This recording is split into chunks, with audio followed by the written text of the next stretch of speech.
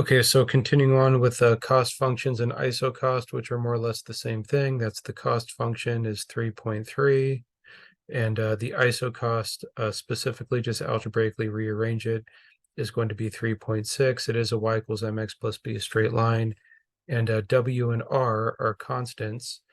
L and K are not, labor and capital, but the whole point is that the isocost, that right there, is going to show all combinations of L and K such that you get the same cost. That's what it is. So let's kind of see where we're going with 3.6. Shall we read through just a little bit just to see if we need this? With this arrangement, we can draw a graph with K on the vertical axes. They are called isocost lines. So we did describe this. Keep in mind the slope. The slope negative W over R. So we keep that guy in mind. There you go. That's the slope of the isocost line. Figure 3.8b. Yeah, so isocost lines. It's a y equals mx plus b. So, we're not getting all fancy, but if you have a straight line, y equals mx plus b, the tangent line to the graph is the same as the line. That's only not like a thing, but it's only true with the y equals mx plus b, that the tangent line to the graph is also the graph. But if they show kind of the line that shows the slope, the line is the same as the function. So we have that. So this is important. If it's new to us, we don't quite know, but now they're relating this, the slope, negative W over R. Hopefully we understand the simplest things. If we have negative W over R equals delta K over delta L, multiply both sides by negative, and obviously W over R equals negative delta K over delta L, which would then, of course, mean that it equals I can never remember the four letters, MRTS, marginal rate of technical substitution, even though we just did it within the last few videos. Who wants to see all that? Marginal rate of technical substitution. I'll forget that tomorrow. It's really just who cares. But W, we multiply both sides by -1, and we get all these little understandings that W over R equals negative. This is the no longer the isocost, that delta K over delta L is the isoquant. And if the negative delta K over delta L is the MRTS, then W over R equals the MRTS, both of which are always positive. Negative W over R is, of course, negative. But like I said, we just did this at the end of the last video. There's a lot of stuff to interpret here, but this is the main thing. This is an isoquant. And we haven't really discussed the meaning. We have to discuss a little bit more.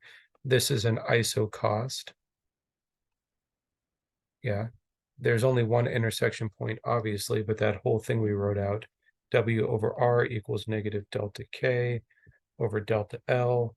This axis is L, this axis is K, equals the marginal rate of technical substitution. That's kind of the whole point. We don't do anything on like other parts of the line. We only care about that part where the isoquant and the isocost, where they intersect, is the part that we care about.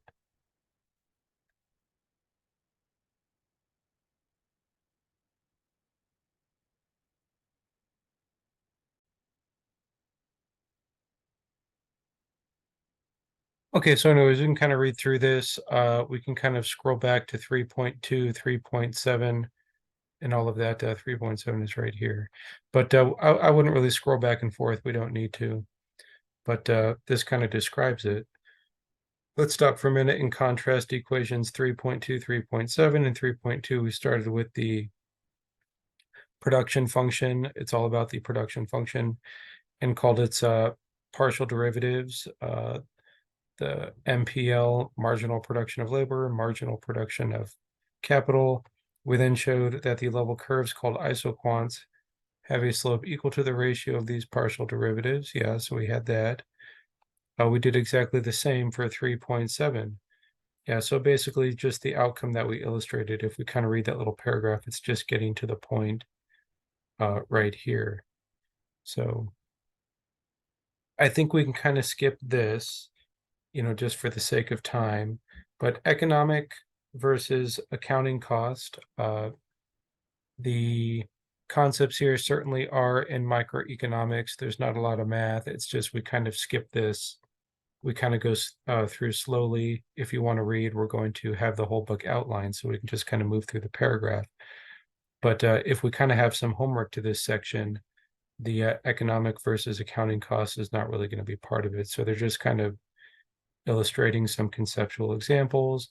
Of course, we have that all famous opportunity cost, money coming into your wallet, money leaving your wallet.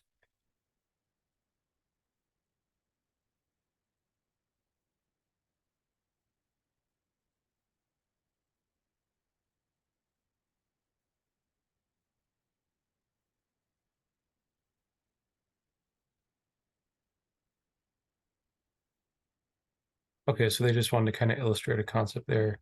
But now we're kind of back to the exact same concept that we were before. So we'll do this now and we'll get into it in the next video.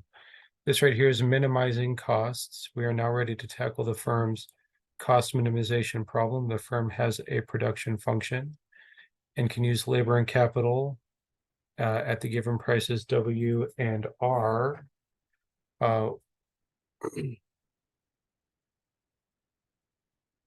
We ask if the firm wants to produce a certain quantity of output Q target at the lowest cost possible. How much of inputs L and K should the firm use? We will call this optimal choice of inputs L and K. So L and K, of course, are the optimal. Note that this typical constrained optimization problem, equivalent to ones we reviewed in the previous chapter, therefore we can directly apply what we learned there to quickly solve this problem. Since we are solving for two variables, L and K, we need two conditions. In this previous chapter, we established that condition C1 was that the optimal choice must be a constraint. This naturally holds here. The firm wants to minimize its cost, but it wants to produce at least Q target. Therefore, so it is kind of hard to, we don't care so much about condition one. I don't mean to say that we don't care about it. This is going to be condition one. Condition C1 Q target F of the two L and K that we're looking for. But defining these, I just kind of agree, is kind of hard to put into words. It's kind of like, what does that statement mean? So now we derive condition two. So as before, condition two tells us the optimal mix. In fact, let's kind of get into this in another video, condition one and condition two. So we just kind of did an introduction here.